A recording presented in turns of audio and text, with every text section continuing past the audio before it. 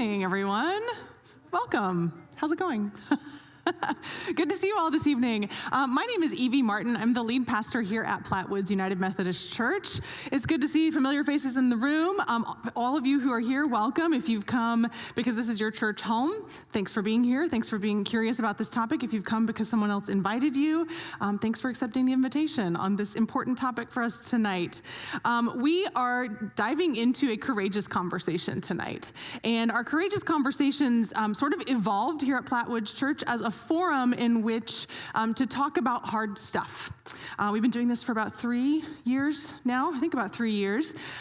We do it because we think that the church, not just this church, the whole church, has relinquished its voice on too many important issues. So in some ways, it's a way for us to reclaim the voice of the church and what our Christian witness tells us about hard topics, how to engage them, how to come together on things we might disagree on.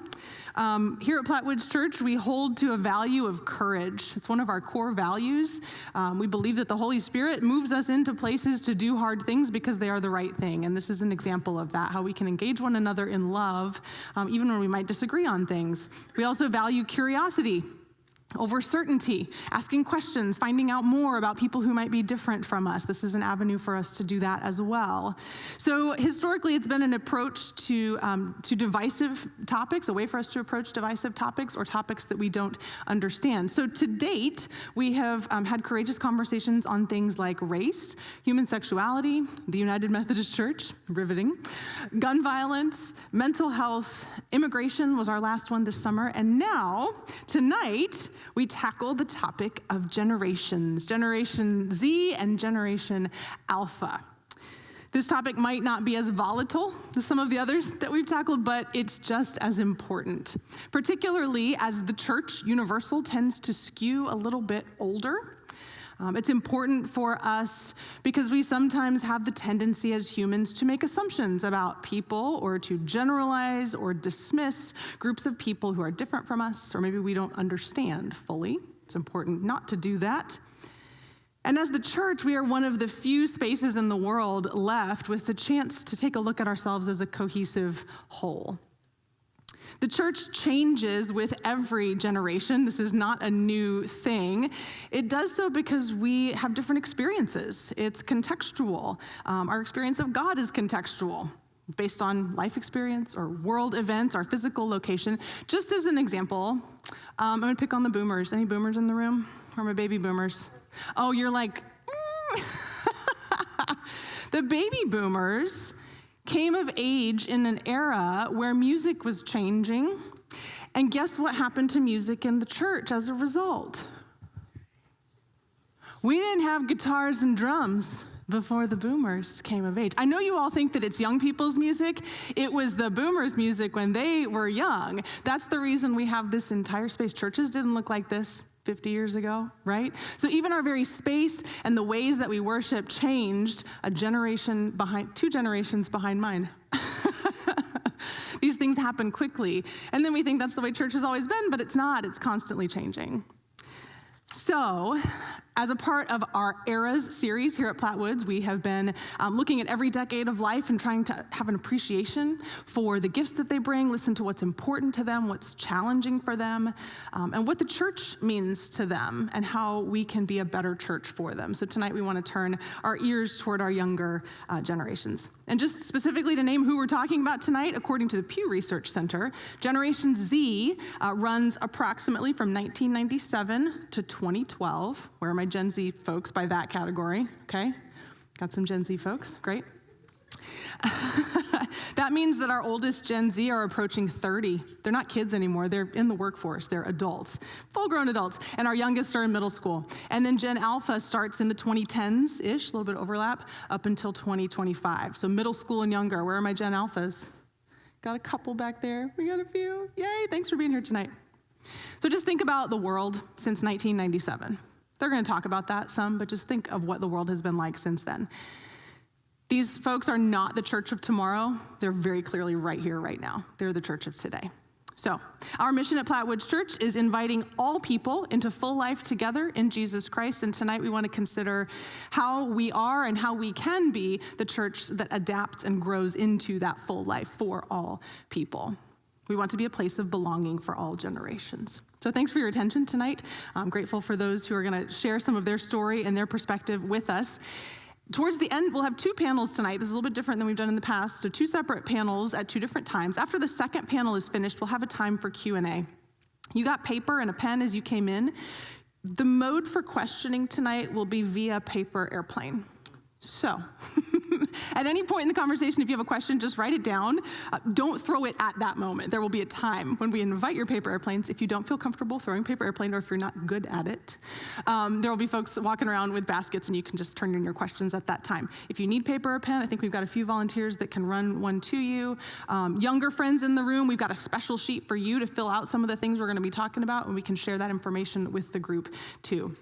I think that is all that I needed to say. Again, our intent tonight is to learn and to grow, not to tear down or make fun. So I trust you all in your questions this evening. Thank you very much to the panelists. You're going to meet them in just a moment. We've got panelists from our own congregation and all across the state tonight. It's very exciting. And a special thanks to Janessa Aston and Mandy Phillips for orchestrating and conceiving of this whole project, putting it together. It's going to be fantastic. I'm so excited. Thanks to Kirk, who's in the back, other staff who are around helping out. But let us begin. Let's pray together.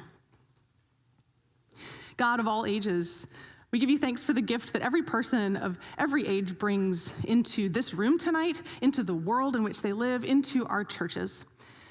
We ask you for a spirit of curiosity tonight, of listening, of wonder, of openness to learn, to hear something in a new way so that we might understand our friends, understand our younger parts of the body of Christ. And that we might be willing to adapt and grow and be the space that they need to know that they fully belong in your love and in our love. It's in Christ's name we pray. Amen.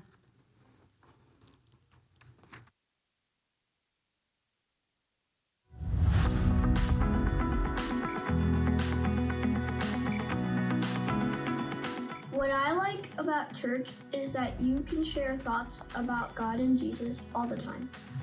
What I like about church is worshiping God. I like the songs, that there's candy, Watching TV. I love all the people at church because they're so kind and nice, and the pastors are super nice.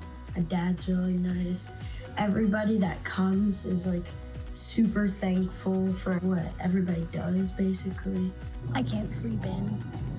I like when we're together, and I like being with my friends and my family. I like that every summer it hosts Eagle Lake Camp, and I love being with new friends and some old friends. I like learning new things. That there's coloring. Everybody!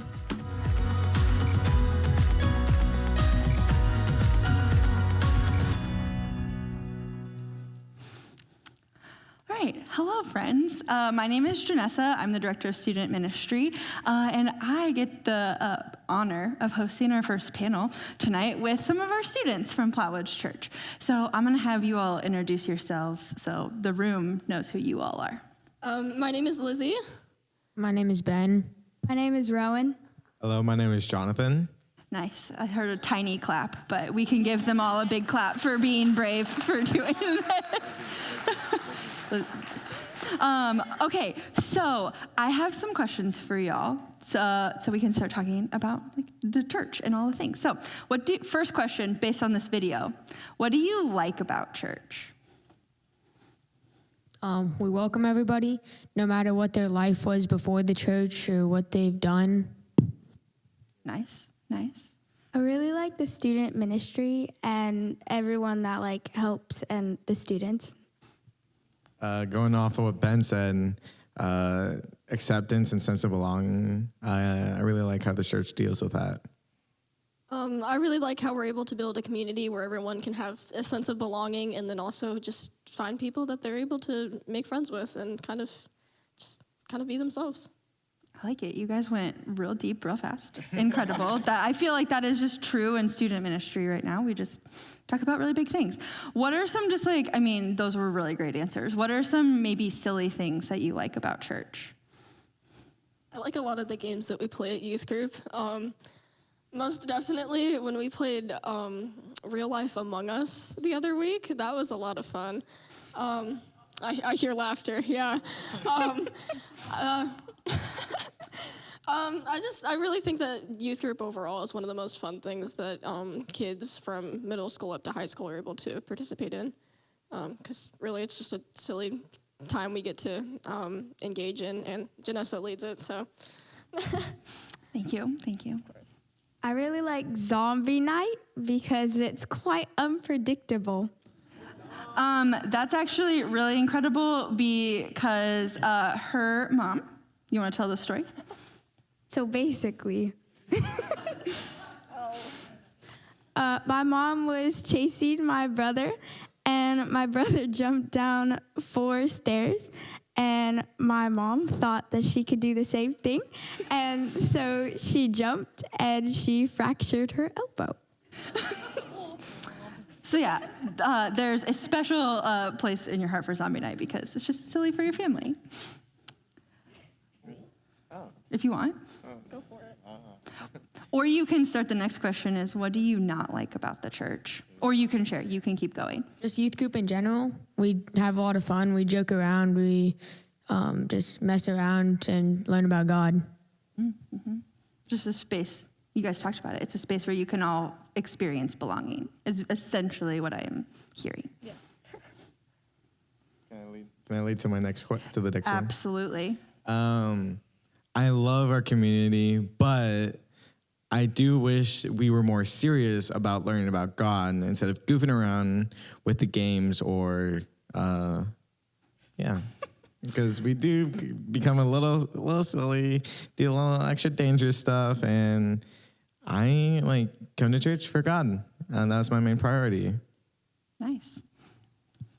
What an interesting, because we love games, but we also there's a balance that I think sometimes in youth group we don't do well. Like sometimes it's only serious or it's only fun. I think one of the main things with that is just kind of having to get into a just overall where you're comfortable at with that, and then kind of just it's a lot of learning and having to just kind of understand that some people have different priorities than others and that people need to kind of respect that. So, yeah. Mm-hmm. And then the music. I'm a huge music person, but I can't really listen to the music that I don't know. It just doesn't work with me as well, as what I do know. So, yeah. Okay. Going off of what Ben said, I feel like the music, it's good. I just feel like it's not as engaging in the audience. With Unite, we're all jumping up and down and dancing, but I feel like here it's just more not entertaining.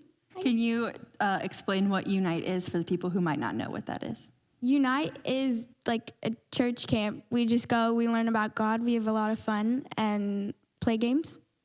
It's not just any church camp. It's a massive church camp. This year there was 700 kids, which is insane for me going for my first time.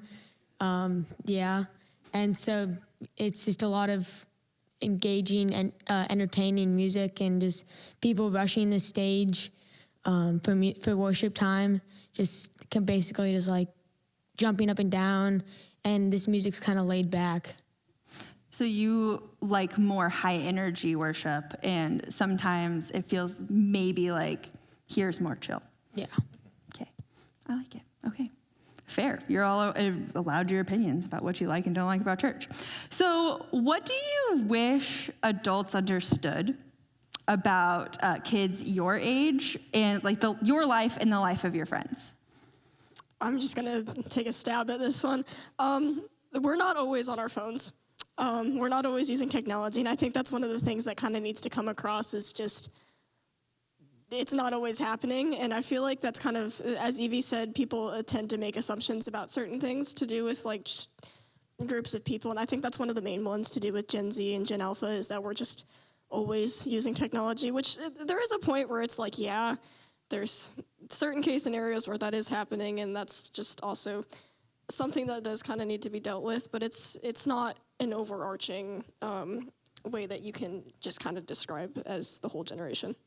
So I heard an interesting stat a little bit ago that Gen Alpha has never lived in a world without iPads. That checks out. Yeah, so like a lot of people will call like younger kids like iPad kids. I mean, they've literally never lived in a world where there wasn't an iPad. I think the thing with that is just, it's because I say this as me, and also because generations younger, we've grown up with that technology, so we've grown accustomed to it, and we've kind of learned how to use it and how to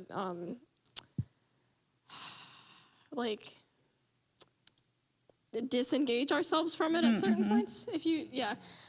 So we've kind of learned how to use that to a point where it's like depending on the maturity of the certain person, they'll monitor how much they're on or off of that for the benefit of themselves and other people. So I think that's one of the things. It's just Yeah, you've just grown up with technology. Yeah. And that's a hard balance when that's always been in your life. Yeah. How do you think adults can help you manage that balance? I said something about this earlier when we talked about it, but I think a lot of guidance is necessary. As a 15-year-old that has parental controls on their phone, I really do think it's necessary to certain things kids aren't mature enough to understand yet. And I really think it's important that people of generations that are like above that, there is a certain amount of monitoring and like kind of just, I don't want to say gatekeeping, but for lack of a better word, there's certain things that people of younger generations aren't mature enough to understand or handle. So I really think it is something that's, guidance is definitely needed. Yeah. Go for it, Ben. You've been like inching your mic up. You're like, I'm gonna talk. You got this. It's your floor now. No matter our age, we still have stress. We could be in 5th grade and not have homework yet, but like challenges at home, challenges with people at school, like really anything can bring like elementary school homework, middle school and high school kids stress, like anything. Yeah. The student section back there agrees. So, okay, similar question then. How can adults in your life help you guys manage stress better? I feel like they could teach us a new skill or like get us addicted to a new hobby, I should say. Like maybe working out or reading or sewing, I guess. Just something like that. I think definitely creating a balance of using technology and just something that's not technology, like she said. Something that kind of grounds us. So I think technology can also give us stress. So like keeping like parental controls, keeping us off our phones for 24 hours, like so we're not on our phone for 24 hours, and kind of just monitoring our being of like keeping us on track, kind of. Right, and that's why I love my mom. I like hated it as a kid, you know, like, oh, why can't I watch my iPad for 24/7? But my mom can watch her phone. But I'm so, that was my biggest argument. Like, she could watch her phone all day and I couldn't. But anyway, but I'm very glad for that because, you know, it got me like working on other stuff. I'm glad she let me do like lots of clubs, especially this year. I'm in like 6. And I'm very glad for that. I'm not like on my phone 24/7 now. I'm not addicted to it. And yeah, I love my mama. So one of the things as we went through this questions beforehand, some of the things you guys were saying was things like you don't like when you're like, I want to be on my phone all the time. But my mom, like, I want to be on my phone. My mom says I can't, but I see my mom on their phone all the time. So I don't know. My brain is forming this question as I'm speaking. I'm so sorry. So what are some ways that, like, other ways you see that happening, and what do you wish adults did that wasn't like that, I guess? I think overall is just putting yourself in someone else's shoes and feeling a sense of apathy. Or not apathy, empathy. Empathy. There you go. Not apathy. The opposite. of apathy, yes. Because it's just an overall thing. Like, it doesn't even have to consist of phones. Like, it's just people of, it's just stuff that I've noticed is people of older generations are always expecting younger generations to just kind of follow their expectations, and when someone is not respected, especially if they're younger, they're always just expected to respect their elders. That's a tongue twister. It is, yes. But it just comes to a sense of hypocrisy, because it's just like, how am I supposed to respect this person if they're not respecting me? When we're taught the golden rule all of life, like, treat someone the way you want to be treated. But if people aren't following that, we're kind of like thrown into a loop of like, what was the point of teaching us this if you're not going to follow it? Yeah. So, yeah. Yeah, I like it. Because essentially, you don't like when adults are hypocrites. And hypocrites when they say that, yeah. I don't think anyone does. No. Okay, what do you think are some of the most common things kids your age struggle with? Just school in general, kids, work, just kind of being in, like, middle school is a big place, and I know high school is even bigger, but just all those kids and just half the people you don't know. Mm-hmm. So yeah, just like kind of keeping those, like, balancing everything. Mm-hmm. So balance. Yeah. I feel like kids do struggle with technology. Like, I know we use it all the time, but I feel like they're not learning anything on technology, and they're just on it to be on it and pass the time for, like, whenever they go to sleep, which is probably like 1 a.m, and then they have to wake up at 6 a.m, so they're not getting sleep. So I feel like technology plays a big part of that. I think that can go along with balance too, though. Like, knowing the balance of, like, when do I turn my phone off? When do I get off technology? And I think that's one of the things that other generations are able to help out with the whole guidance thing. So. Mm-hmm. I would like to talk about, like, mental health. I think that's probably the biggest one of our generation right now. More of, like, a sense of belonging. Like, I have lots of friends who don't go to church because, their sense of belonging, they don't know if they will belong in a church for their sexuality or anything else. And I think, mental health is just a big thing for that. Mm-hmm. And then, like, peer pressure.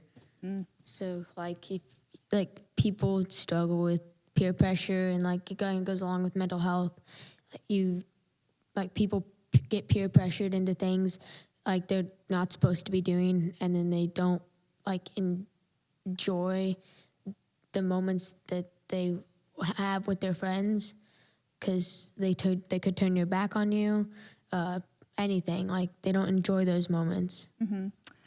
So working with youth, I agree with you. I think that there's a lot of issues around mental health in your guys' generation. I think that comes from a lot of places, like peer pressure, just being stressed, all of the things. What are some of the ways, not having the sense of belonging also? I mean, like, what are some of the ways that you guys see mental health struggles in your friends? Like, did you have, like, a specific example without saying their name? Like, don't share your friend's name. I feel like this is kind of a really general example, but I notice it in a lot of people that are on their phones or any technology more than others. So, because the time you're spending on electronics or something is the time away from social groups or people. Mm-hmm. So, I think I talked about this earlier, but it kind of drags yourself in, like, for lack of a better word, into becoming, like, just lonely overall, because you're not interacting with other people. And something I've noticed is that, especially with the kids in youth group, I've noticed some of them, they'll come in and they're just like, oh, my mom forced me to be here. I don't want to be here. I just had to ride here. And so I've kind of, coming in as kind of, not exactly one of those kids, but just kind of like I didn't know what to expect. I've grown up with some of those kids that's they're now understanding that they have a sense of belonging within youth group itself. And it makes me like really happy that I've noticed these kids now becoming more involved and wanting to like participate and be in leadership with the church and other school activities too. People, like peer pressure, like Yeah. but so an example would be like someone like with not like drugs, for example, getting peer pressured into doing drugs or alcohol, and then like getting arrested or something like that for like not choosing the right choice. Like my parents emphasized it a lot: choose the right thing over the bad thing. So like choose what's best for you, not what your friends say, because your friends could turn their back on you and not be the best friends you have. Yeah. There's a lot of studies that are showing that your generation is not like, there is a lot of peer pressure, but a lot of the reason why students are giving into like mind-altering substances is because of mental health. It's not just like, oh, I want to be cool anymore. It's like, I'm doing this to self-medicate. Like that is one of the reasons that they're choosing that. So, I feel like one of the ways people like cope with their mental health is like they'll like start to feel lonely, and then you notice them like being distant from a group, and the way they cope with that is being on their phones, because then they don't have to like look around and see everybody else like with their friends. Like they can just focus on one thing, so they don't have to like look around them. So.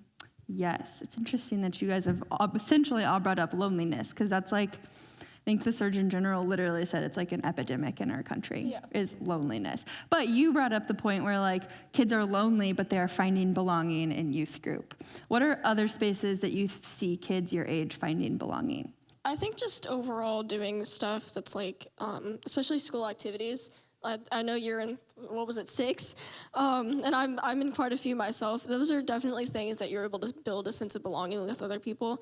Youth group also being one of those things, because it's being around a group of people that have a sort of like consensus and understanding of like a similar topic, and just kind of building a community of those people and surrounding yourself with those kind of people that you know are like hopefully positive, and you can kind of just talk to or just be around, because I'm pretty sure there was studies on it, but I remember reading something one time about, because loneliness is often one of the causes of declining mental health, but I really do think it's one of the better things to be in a group of people rather than by yourself, because us as people can't really handle being by ourselves majority of the time, because then it leaves you alone with your thoughts, and it's like, oh, I really wish I had people around to talk to. And it's like, well, I mean, if you were not on your phone and talking to people, that might fix that problem. But so interesting that you guys have all brought up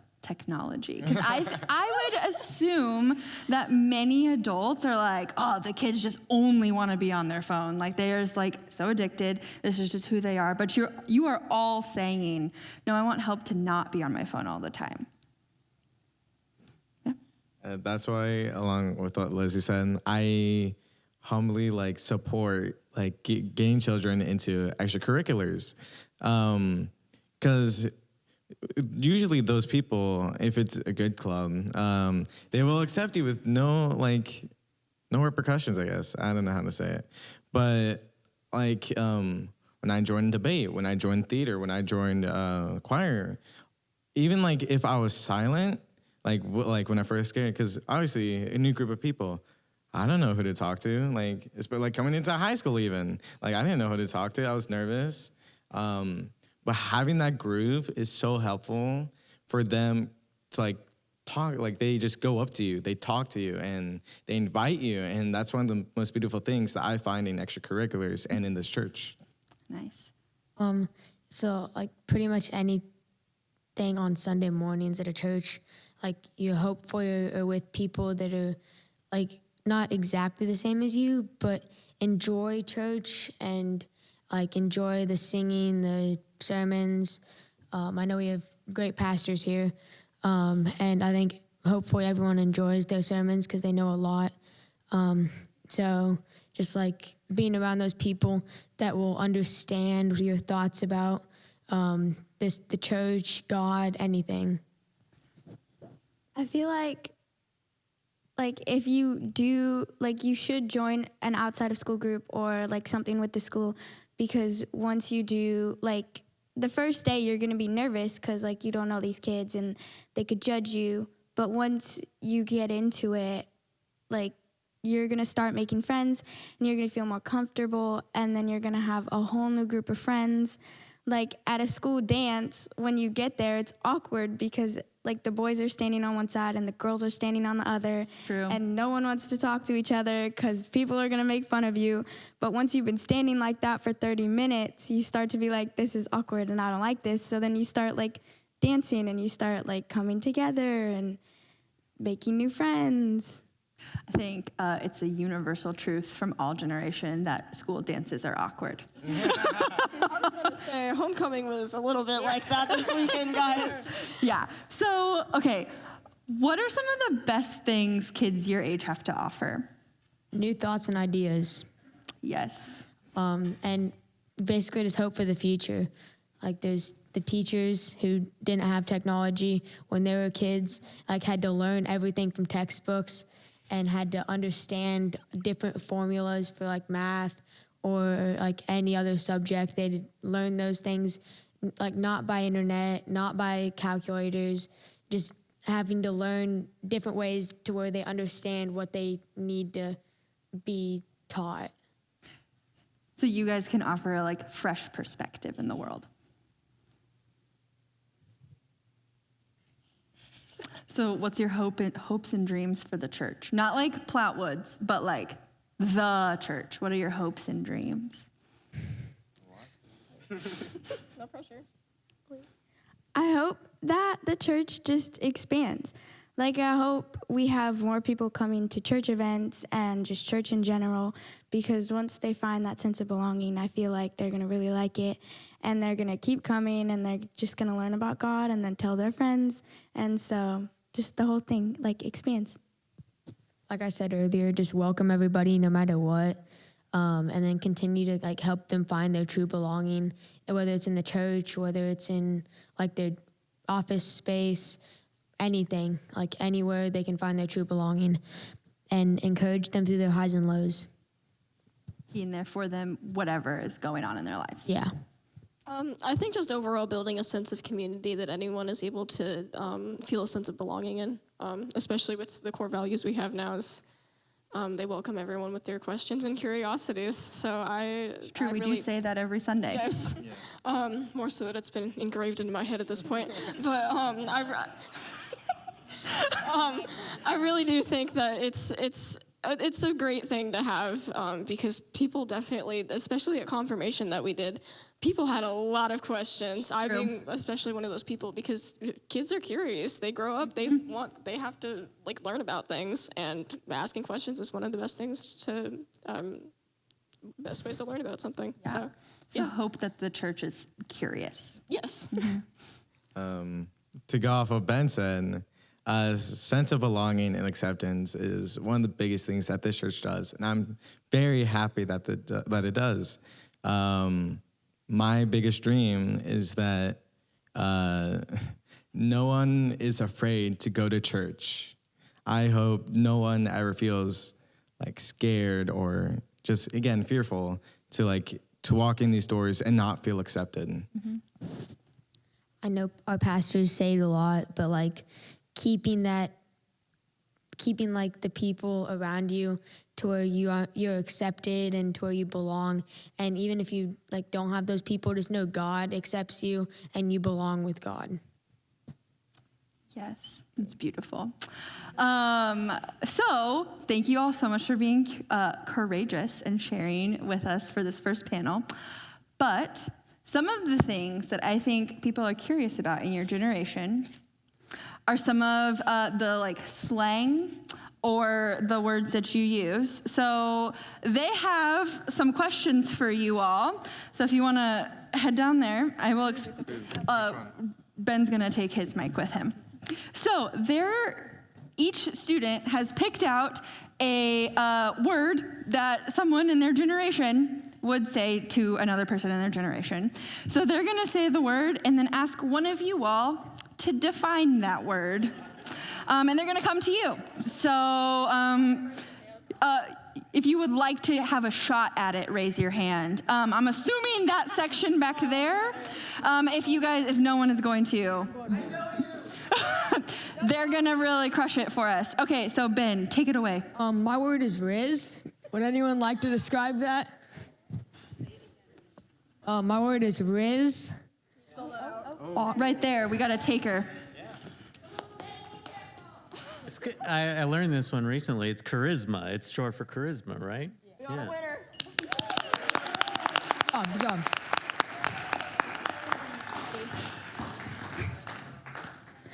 My word is Sigma. Oh, Brenda is like, I know this word. My granddaughter tells me it's great. It's always good. It's good. It means good. Everything's good. I don't know. That's all she always says Sigma all the time to me. Is that close? Is that what it means? No. Sure. Use it in a sentence, Rowan. That was very Sigma of you. Is it my turn? Okay. My word was skibbity. No one? Can I go back to the youth section? You might need to go back here. Warren? I know you guys know this Warren one. looks like he knows. Warren is ready to define the word skibbity. I want to know this. Because people try to explain it and I don't know what it is, so. It basically means like... Warren doesn't even know. I like it. It basically kind of means like cringe, sort of, but like... Okay. Like that's so skibbity or something like that. Like. Okay, someone pass the mic to Liz. So I think skibbity comes from this series on YouTube called Skibbity Toilet. It's a man whose head is coming out of a toilet, and kids just started saying stuff like, "That's so skibbity," and it's kind of like Sigma, where it means great. Or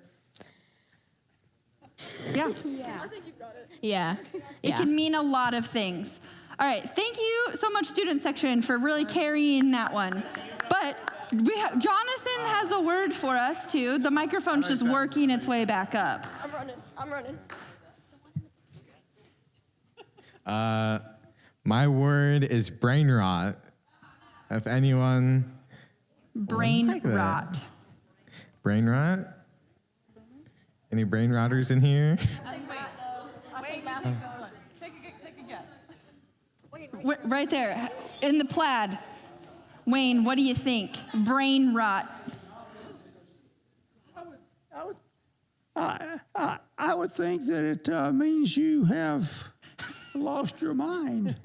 That's exactly it. That's exactly it. That's exactly it. Incredible. Thank you so much. All right, we're going to pass it over to the adults for another panel. Take that with you if you want. Awesome. Thanks, you guys. Excellent. I think the kids are going to be all right. I think they're going to be all right. Thanks, you guys. You're awesome. So, want to shift gears to how does it feel to be the older people in the room? You're like the old panel. That's great. I want to take a moment to go around and give introductions of who you are and sort of what voice you bring to this table. Again, some of you have traveled from across the state. Really grateful to have you here with us. But two of you represent the older end of Gen Z. if that feels weird. And then one of you represents a different voice. I'll let you explain. But Sadie, will you introduce yourself for us? Yeah, absolutely. My name is Sadie Merbarger. I'm really excited to be here tonight. But I am the worship pastor out of the Well United Methodist Church. It's a church plant that's just under 3 years old. So we're very, very new. And I've been with the church since a month before the church launched the weekly meetings. I'm also a wedding photographer. So if any of you out there need a wedding or family photos, see me after. But I am also a member of Gen Z. I'm actually the oldest. I was born in 1997, so I am the oldest year that's considered Gen Z. So growing up, I didn't have a phone until middle school, but it was a flip phone. And then when I was in high school, that was when I kind of had like the access to the smartphone and things like that. So while I didn't grow up with an iPad, I grew up with playing on a computer that did not have internet access. We had CD-ROMs. We'd put them into the computer and we'd play our CD-ROM games. They're not just for music, guys. But I am definitely a digital, what's the word? Yeah, digital native. So I understand technology. I utilize it both in wedding photography business and in a church context. So I run, not only am I the worship pastor, but I run our church's TikTok. And so for such a small church with about 100 people meeting regularly, our videos, our TikTok following is over 7,000, and we have almost the views total over since we've been doing this account is well over 2 million. That's the last time I was able to find a statistic. So our digital footprint is at the time much larger than our in-person footprint. So that's something unique about me and my position, and as a way that people come to church in real life. If you're at the Well in person, if you ask a few people how they found the church, one of them will say, I found you guys on TikTok. So that is my unique kind of what I bring to this conversation. Thanks, Sadie. And my name is Jordan McClarty. I've been attending Plattwoods Church for just over a year now. I also moved to Kansas City 3 years ago. I'm a school teacher. I teach 5th grade math at a school kind of downtown Kansas City, Missouri. So I bring that perspective of working with Gen Alpha every day, and I really do love it. I love teaching. I love like the new generation that's coming, and it's something that I'm really excited for everyone to experience. I grew up in the United Methodist Church. I was always very involved and truly like serving in the church since I was 3 years old. And so that's a little bit about me. My name is Angel Garcia. My official title, I work at the conference office, even though I work remotely based out of Joplin. My official title is Student and College Age Ministries Coordinator, because we couldn't think of a longer title. And so basically what I do, I've been in and around student ministry for about close to 20 years. So I'm a millennial myself, and my role at the conference office is to come alongside people like Janessa to help equip her, train her if need be, connect her with other student workers, as well as just care, right? How can I just look out for, support her in many different ways? I also am one of the directors for Unite.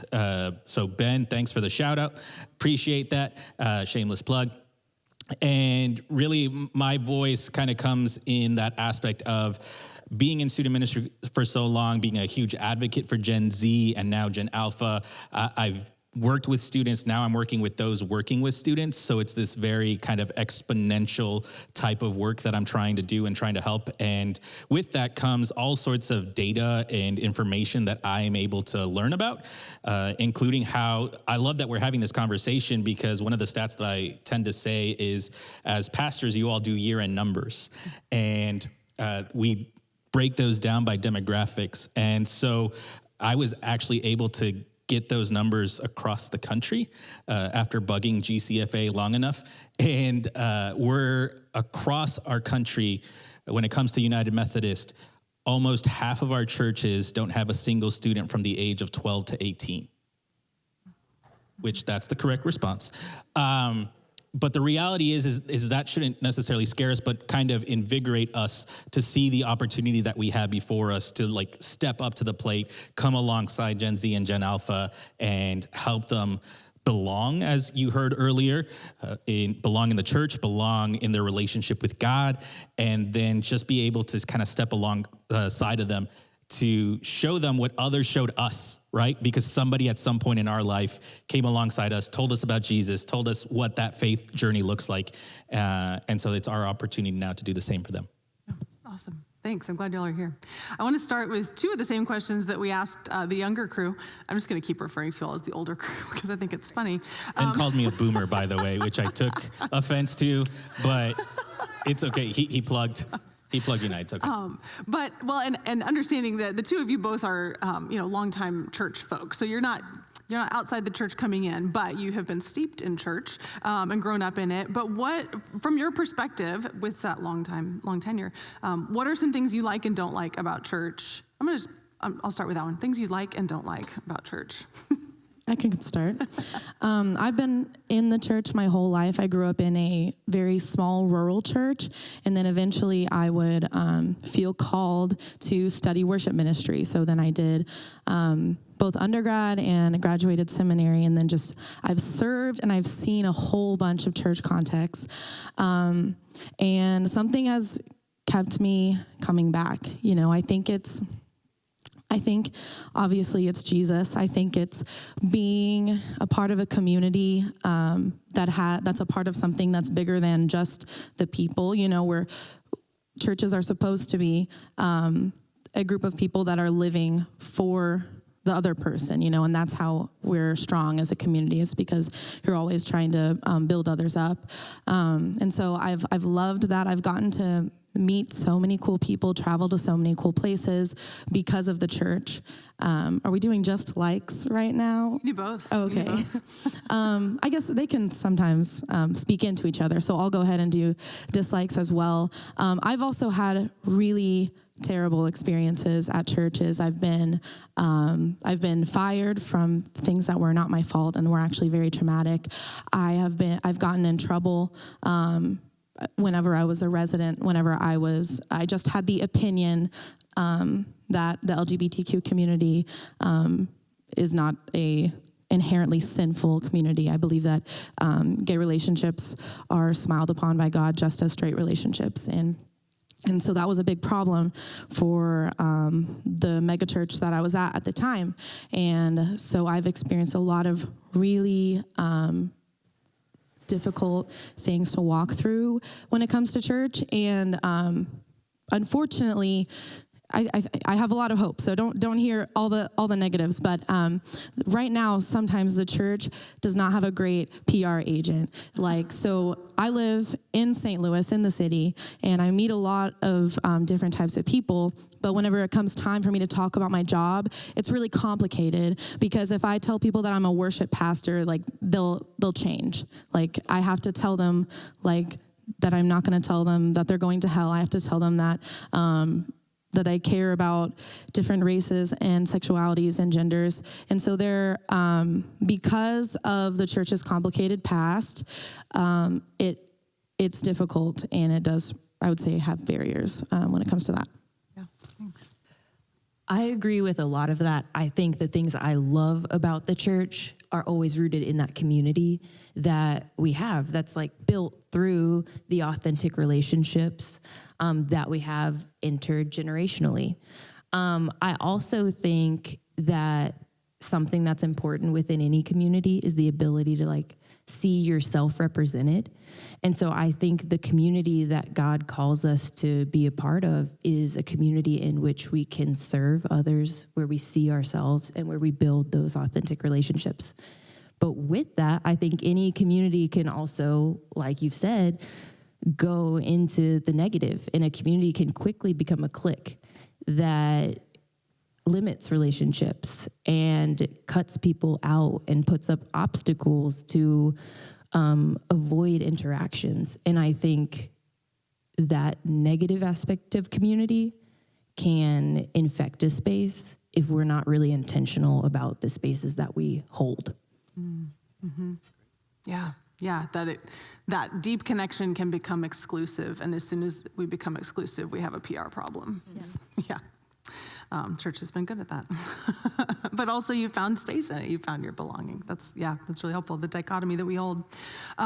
What are some of the ways, so speaking of that, I'm gonna jump ahead a little bit. What are ways that you feel like your generation and maybe the younger generation, Gen Alpha, the fact that Gen Alpha comes after Gen Z always confuses me, but here we go. What are some of the ways that you feel like you experience God? What is your spiritual experience? What is that like? For me, it's changed a lot as I have what sometimes we call in the church deconstructed and reconstructed. A lot of that happened at university when you learn that people have different opinions about the same text, and sometimes that's really hard to reconcile. And so I have really just tried to take down all of the walls and barriers or things that I would have thought about God and spirituality. And so while I grew up learning to, if I don't read my Bible and pray every day, then I'll shrink, shrink, shrink. That was the song we sang. For a neurodivergent kid, that didn't really work very well. And I felt guilty in a lot of times if I missed a day doing one of those. And so what I have, I think, grown is just thinking of different ways that I'm spending time in the Spirit, whether it's walking around, looking at all of my house plants, and I'm kind of in a meditative prayer state about me. And so I've really just learned to hopefully just expand the idea and what I believe about God. And I think that I've done that and hopefully continue to do throughout my life. I think for me, I've always felt the church as a place in which I'm allowed to contribute.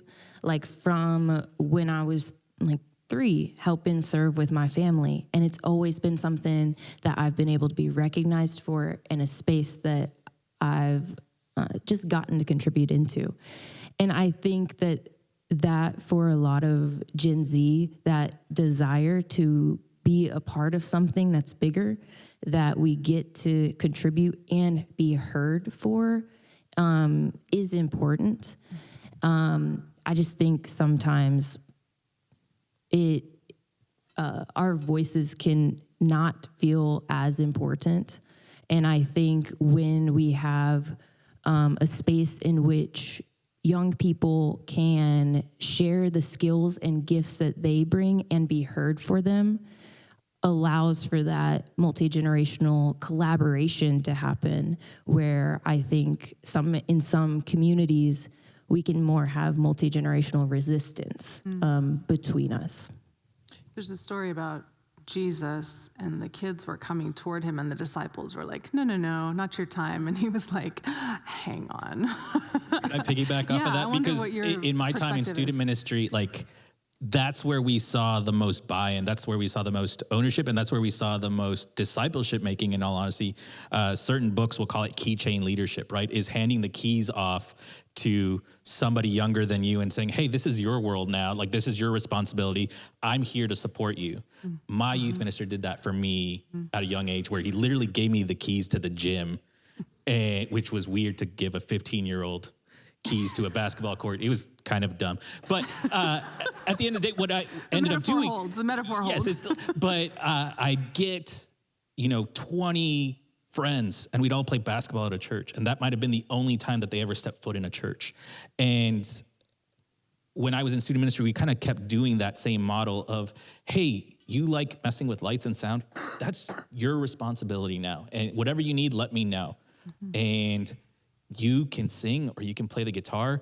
Cool. Do you want to be part of our youth worship band? And that ownership that they got from that was so pivotal, because not only was it deepening their faith or allowing them to experience God, but it was also causing them to talk to their friends and saying, hey, do you want to come check me out at my worship band? And just the ownership that they took, it allows for exponential growth. But we as adults have to be willing to create that space for them to let that happen. We can't hog all the cool ministry moments for ourselves as pastors, as leaders, as adults. We have to give that away and give that opportunity to them. Mm-hmm. Do you think there's a difference? Any of you could answer this. Angel, you might have seen the broader perspective. Is there a difference between the way Gen Z and Gen Alpha experience God and enter into a discipleship pathway as opposed to older generations? Or are there similarities? I mean, I could only really talk towards Gen Z. I mean, there's still a lot of research being done on Gen Alpha. And we were talking about this earlier. I was talking with the students. Usually the research is first started by business companies simply because they see them as monetary gains. But that's a different story about capitalism.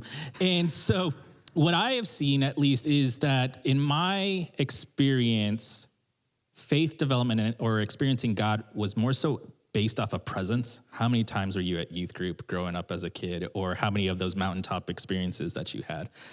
I would say with Gen Z that what they're looking for, and you heard it within the youth conversation, they're looking for belonging first and foremost, right? I would say that when I was growing up in church, it's like, hey, if you have the right beliefs, you belong. If you say your prayers the right way. Yes. And so those and now it's completely flip-flopped of where can I belong, and then start to see if I believe what they believe or question. So I think that's a significant change that we've seen, is that the belonging comes way before anything else.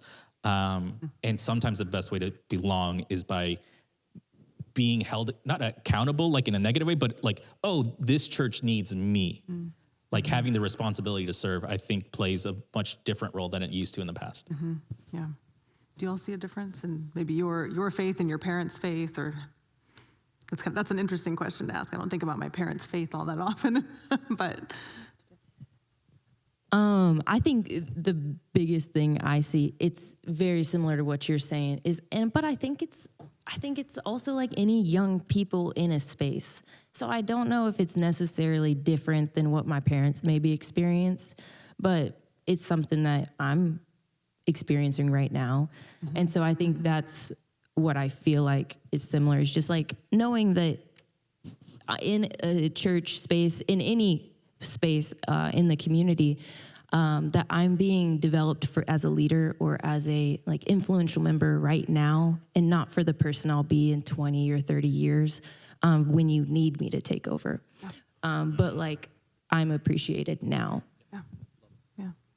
What I've noticed about my parents, their faith, previous generations, their faith, and this has been actually really, really lovely to realize, is that like this is something that I think is a universal human experience, or at least it should be, is that we're taking in the faith that was given to us, but then maybe leaving behind things that are no longer serving us, or you've seen a negative impact. And I have like an example that I think could be interesting to share. It doesn't specifically have to do with faith, but it's something my mom and I have talked about. So my mom's mom made a lot of negative comments about my mom's body. And so, but my mom told me that she made the conscious choice that she was never going to do that to us, to myself and my sisters. And so something that I think that I have loved as I have started to do the same thing, to look at the faith that I've grown up in, to think, what do I want to keep? What do I want to leave behind? That like, I do want to give props to all of the generations before that have done the same thing, and that have pushed us into the right direction. And so I think that maybe you can think about something that you've done that you're like, oh, I did this, I changed. I want to give the generation behind me something better than what I was given. But I also have to know that one day my children will do the same thing, that I have to empower them and treat them with such respect and give them a space to unlearn some of the things that I will teach them, even though I think that I'm doing the right thing. Yeah. My kids are gonna leave stuff behind, and that's gonna hurt, but that's what they need to do. That's what we want them to do. That's really good. Thank you. Thanks for sharing that. What are some of the best things? Yeah, I heard you say some things earlier. What are some of the best things that you think Gen Z and Gen Alpha have to offer us? You just talked about like social media and TikTok and how you serve a church of 100 people, but you reach 7,000. Like that's a thing unique, I think, to these generations. You can do that. I can't. I have no idea. But what are some other things that Gen Z, Gen Alpha have to offer? I think one thing I really appreciate about Gen Z and Gen Alpha is the level of tolerance and acceptance that Gen Z and I'm sure Gen Alpha like has as a people. I think a big reason for that is our upbringing. We grew up in schools that diversity wasn't an initiative, but it was a result of past movements and past initiatives from older generations. And so we grew up in more racially diverse schools, schools with more diverse gender expressions and sexualities. And as a result, it's made Gen Z, I think, a really accepting and tolerant group of people. And I appreciate that. That's good. Yeah. I think with how Gen Z and Gen Alpha, how we've grown up with the access to the entire world at our fingertips, we are seeing firsthand on a global scale both the wonderful things about the world, but also the really hard and terrible things that are going on. And so I think that Gen Z is a very justice-minded generation. And I'm very, very grateful for that. I just see them like taking a stand for what they believe in. And even just to think about the students that were just up here in these seats earlier, they spent 30 minutes thinking and talking very critically about their own generation. And so starting that so young, I think, is just setting them up for a really great future and present. I was just going to say that when you add that digital aspect, especially to the social justice, the way that they organize is wild to me. Millennials never were really that capable, but the fact that you all were brought up as digital natives and the way you can leverage the digital world for movements, for advocacy. One of the things that I often say is I truly believe that Gen Z will change the face of the church for the better forever. And a lot of that's going to come through that social justice minded aspect and the digital coordination that they have. Yeah. So I was going to say, already you are bringing to the church of today the perspective to think beyond our walls. Like we cannot exist solely right here. No church can. And you have the vision to be able to not only help us see it, but to connect in that way. What then, as we wrap up this part, what's your dream for the church and what's your hope? Starting right now and going on from now future. Till forever. So your grandkids. Yeah. I think I'm just so excited to see that. I think that there really is a new kind of revival going on. And I think that it is uncomfortable, but I think that that's how every faith shift has happened, that there are growing pains, but we're in a really, I think, exciting time to be in the church. We have the opportunity to be the leader when it comes to social justice and change, when in the past, the church has been historically the last kind of organization to come along when it comes to women and race. Like the church in the past has been at the end, but I think now we have the opportunity, and I think we're doing it. But it's a challenge to keep pushing forward, but to be at the head instead of be lagging behind. I'll throw in really quick, just as an advocate of Gen Z and Gen Alpha. I heard this from Mark Ostreicher, who's a longtime youth ministry vet, and I really wish that the church would see Gen Z and Gen Alpha not as a problem to be solved, but as a wonder to behold. And if you take that stance, we've talked a lot about curiosity here tonight already with but if the church as a whole could see those generations as that, I think it'll lead to my other hope being that we create space for younger generations in leadership and in voice at a much earlier age than maybe I had that opportunity to have. So I would say those are kind of my two hopes for that generations. Mm-hmm. And I think my biggest hope is just continuing to invest in that community. So like letting our church become a multi-generational church, because young people want to hear and learn from older people. And I hope that older people would want to hear and learn from young people. And I think when we create a space that allows those conversations to be had, similar to like this space right now, conversation can start and then change can happen. And that's my hope for the church. Awesome. Incredible. Thank you for sharing this part. We're not totally done, because now I want to offer time for questions from this group. So Mandy and Janessa are going to come up here for just a moment. If you have questions, if you've already written them down and created your paper airplane, feel free to throw them. Where do you want them to throw their paper airplanes? There are landing pads here as in the form of a basket, but also to us. Or to us, either way. Or if you're like, I don't really know, I'm really bad at paper airplanes, there will be some students with baskets as well. Hopefully we can see your paper airplane skills. So go for it. Because yes, we would love to see that. We're gonna, as we do this, we're gonna sort through some of the questions. So if you're like, I've been sitting for a while, I really need to go to the bathroom, now would be a really great time to do that. And so me and Mandy, though, during this time, we have some would you rather questions for the room, kind of based on generations. First off, I've said your name, but you haven't been up here yet. You should introduce yourself. I'm not. Okay. My name is Mandy. I am the director of children's ministry here at Plattwoods. So I work with kids birth through 5th grade. So Gen Alpha, all the way for me.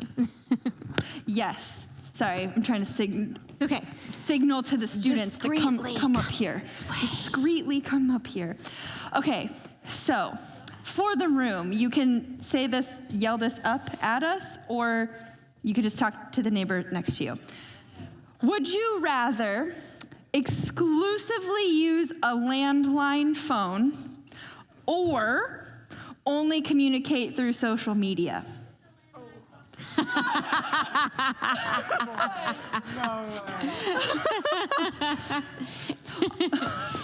That was incredible. That was great. Yes. Some form of that phone plugs into a wall. Some piece of that phone. The phone doesn't leave the house. I also has a cord. I forgot to mention that if you students or young people, if you filled this out, we would love you to make this a paper airplane so we can read some of your answers as well. Right. So, or you can just walk it up to me, either way, but that's what this paper was for. Okay. Anyway. Okay. So would you rather use a landline only or social media only? I would. Someone, microphone. There you go. Yeah, microphone. Forgot about that. Social media is very bad with mental health if you don't use it right. If you do, which is like me, and you know when to stop, I think it's much more fun to use. There's much more platforms, and you can't send memes through text or landline. So I think social media would be more fun. I agree. I think it's much more entertaining to use social media than a landline phone.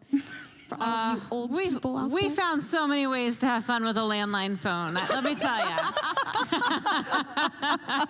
you. We didn't know we were missing. You can't jump rope with social media. You can't jump rope with social media. I think I probably would use a landline phone, but my one thing against it would be all those movies I don't even know the specific ones, but the ones where it's someone's boyfriend calls the daughter of someone, and so they pick up the phone, but then you can also pick up the phone in another room, and it's through the same phone call. So you got two people listening to someone, and someone may not be supposed to hear the conversation. So that's the one thing I'm maybe not, but otherwise I would. Is that a real thing, by the way? Is that something that happened? Okay, cool. I didn't grow up in a landline house, so. Educational indeed. All right, Mandy. Okay, next question. If you have answers, shout them out there too. This is for everybody. Would you rather always use a map and a compass to get around, or would you be forced to rely only on your phone's GPS, but your battery is always at 10%?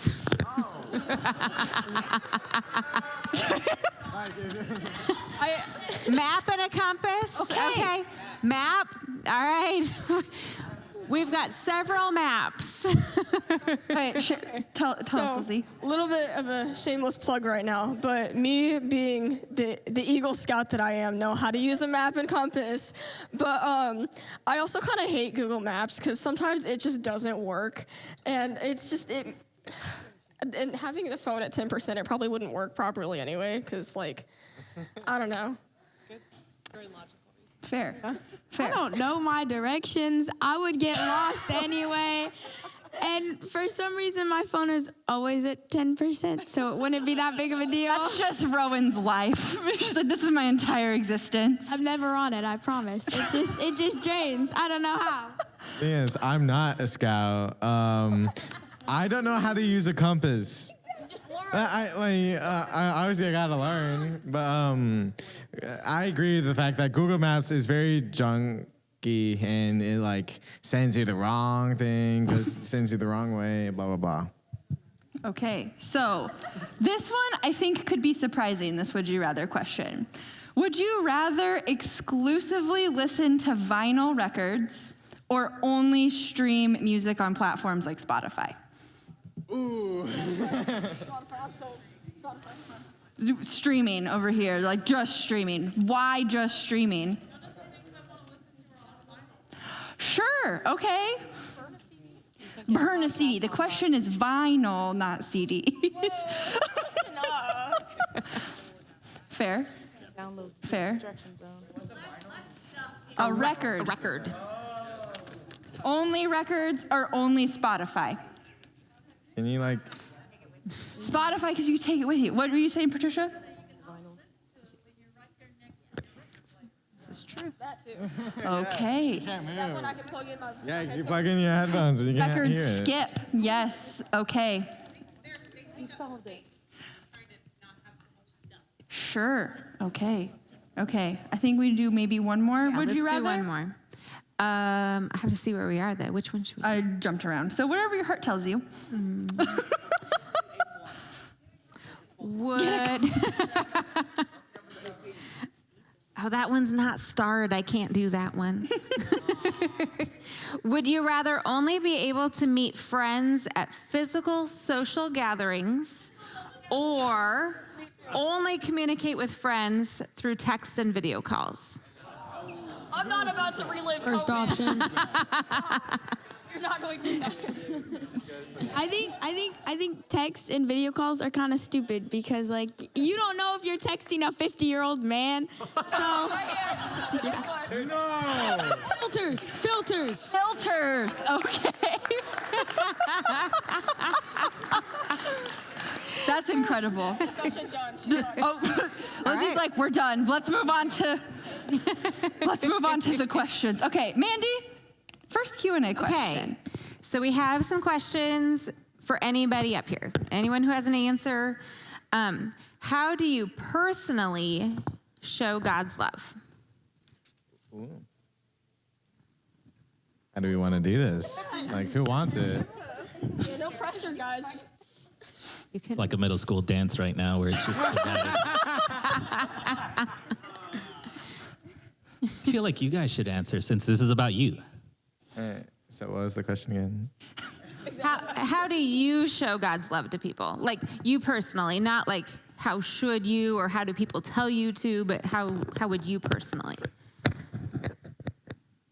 Say stories that my mom told me. I love it. I love hearing it because she's the reason I'm Christian. Like I kind of had to be, but she gave me options. She was like, "Hey, like I'll support you for any religion you go to." Now you chose God.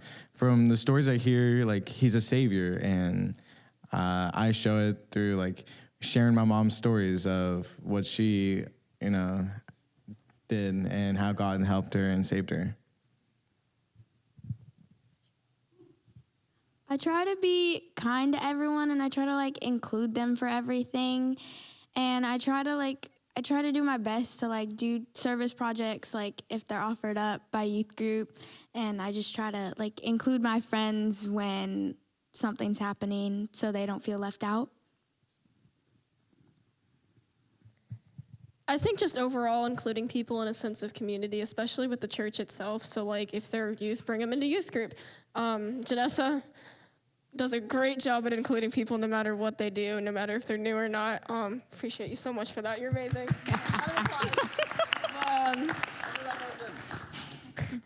Yeah, but just kind of overall just inviting them to stuff that happens at church because you never know what could happen.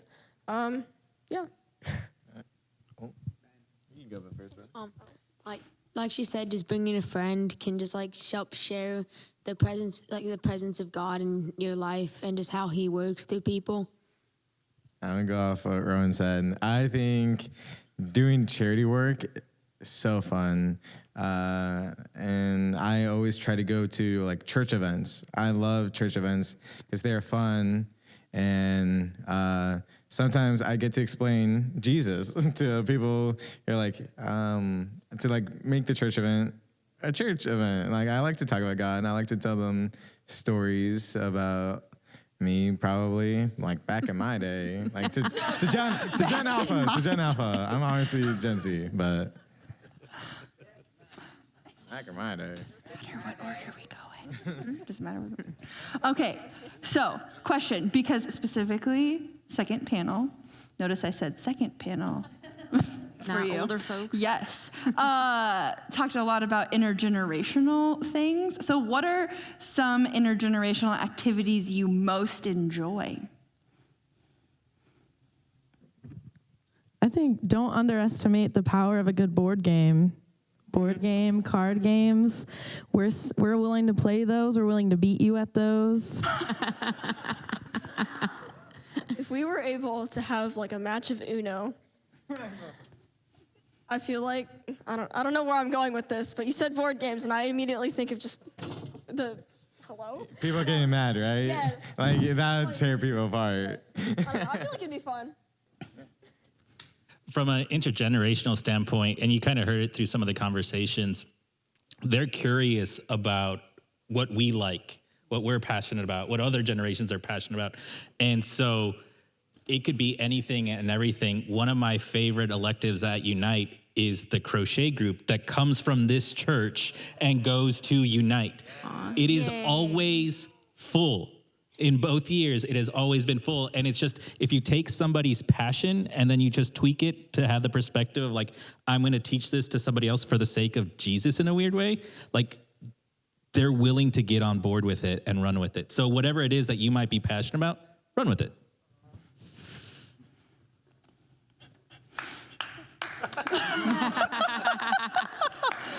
God. You have the loudest clap ever.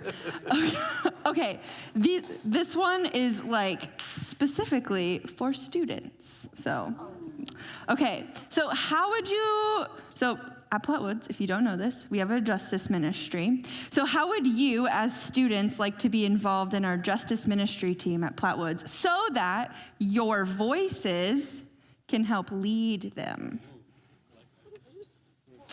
Can you explain what justice ministry is? Evie, take it away. I think my mic may have died. I don't know what happened. My battery is at 10%, I guess. No, our justice ministry team is a group of folks in our church. They formed about a year and a half ago because they're passionate about things in our community that are unjust, and they want the church to have a voice in it. So currently they focus on, I know Susan's out there, 3 areas: racial justice in our community, human sexuality, and the LGBTQ plus community becoming allies, and then community organizing. So thinking about what's important to our community, what are the issues that our whole community cares about, and how can we help move that issue forward. So that's how it works here at Plattwoods Church. Ooh. Yeah. So what was the question? Yeah. I was like, we're going to explain it. And I was like, the paper got shuffled. And I was like, oh, we're going to need the paper again. Okay. How would you, as students, like to be involved in the work that the justice ministry team does so that your voices can help lead that team? I think it's important to involve everybody no matter what. Like even their background, what they do, what they have done. Like nothing matters when they're in the church. So like just telling people that they belong and that they are accepted can just change a person's perspective on like their whole like life. Yeah, I think diversity is like such a big topic with that. I don't want anyone to be excluded. And I think that's the big thing. I think that's all right now. But like to like a second thought, probably just like them knowing that I'm like one of the students, but I choose to lead, and I want them to like help me with that because I'm also a student. But I want them to be involved. I want them to, you know, be part of the team. Maybe like having the students meet or something and talk about stuff that the adults talk about while they do this stuff, and then we can come up with ideas to make sure that everybody is included during Sunday church or whatever day of the week church. I think just asking the students, like, I mean, we might seem scary, but we don't bite, guys. Like, just ask our opinion. We will be more than happy to share. Yeah. It's true. Jordan didn't share this, but Jordan is also one of our small group leaders this year. So Jordan works with our 7th grade small group. Yes. So Jordan can attest that they might be loud, but they don't bite. Some of us do. Justin. All right, Mandy. This one? Yeah. Okay. I think anybody could probably answer this question. What advice would you give to the parents of generations after you? So like not your parents, but like people who are just becoming parents or like younger, like as, okay, does that make sense? Like Pastor Matt. Think about Pastor Matt or who else is in the room? You want to go first? Okay, I'm very passionate about this because I love my mom, and I hope every parent teaches me and teaches them like how she taught me. She put like boundaries, but I respected that because I know she did it out of love. I love my mom. We have not like, have you seen like those people who are like, yeah, I'm best friends with a mom? Like, I don't want that. I want her to be my mom. I want her to be my authority. I want her to tell me that I'm grounded when I deserve it, when I like need to do my homework, when I need to do my room. And I will respect her for I am her child, right? For I am. For I am. Yeah. This is awesome. And I just think that respect is needed especially for future generations. I already have like no friends of mine who are like, oh, yeah, I'm just gonna give them my phone and then they'll be good. That's how we have brain rot in this world. And so I think, parents need to parent like how my mom did. And te amo, mama. Just being understanding. Not everything's great. Not everything's awful. Some are in the middle. Some are great. Some are awful. It happens. Life goes on. So like understanding and That's good. Maybe just giving like younger couples with kids like just a simple "you're doing great" or "you got this" or whatever you're doing is working.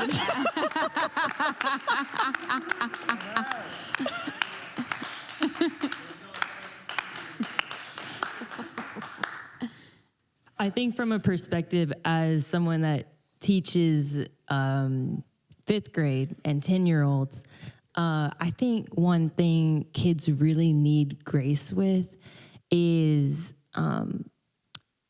being able to recognize authentic and like healthy relationships. I think we're, as Gen Z and Gen Alpha, so surrounded by kind of superficial and shallow relationships. And so modeling that healthy, like, no, this is an authentic relationship in which you can like fully trust, and showing children that is what our like younger generations need. Yes, that definitely deserves that. To add to that, to use a Fuller Youth Institute ratio, statistics will say that if a student knows 5 adults in your church, like that they know, that they care about, that they have that authentic relationship with, they are more likely to stay in the church post high school graduation. So it should be all of our goals, especially as a parent, to introduce our students to people that we know, we trust, that have that authentic relationship and will look out for their best interest, to at least 5 others within the church, to try and keep them connected. Definitely piggybacking off of what Angel said about just like truly the important relationships that happen in a church.